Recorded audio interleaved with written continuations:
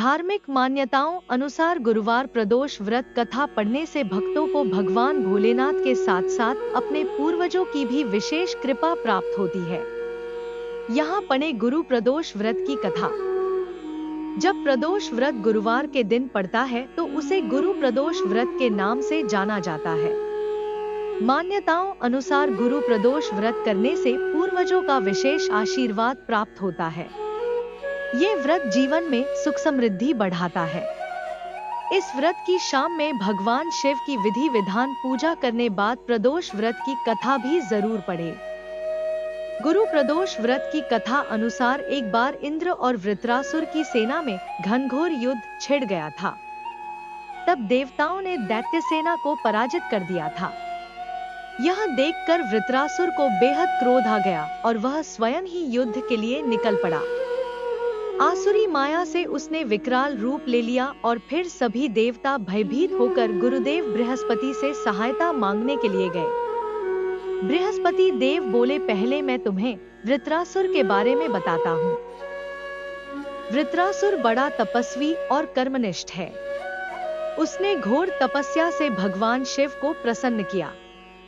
वह शुरू से राक्षस नहीं था, इससे पूर्व वह चित्ररथ नाम का राजा हुआ करता था।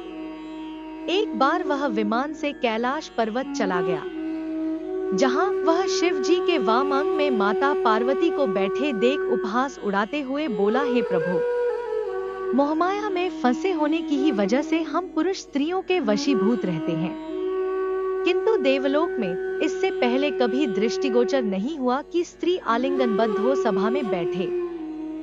चित्ररथ के ऐसे वचन सुनकर भगवान शिव शंकर हंसकर बोले, हे राजन, मेरा व्यावहारिक दृष्टिकोण अलग है।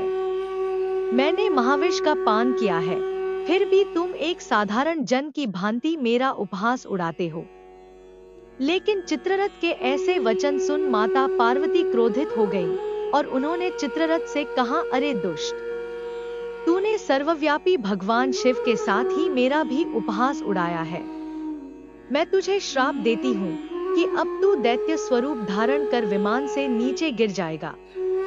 माता के श्राप के कारण ही चित्ररथ राक्षस योनि को प्राप्त हुआ और त्वष्टा नामक ऋषि के तप से उत्पन्न होकर वह वृत्रासुर बना।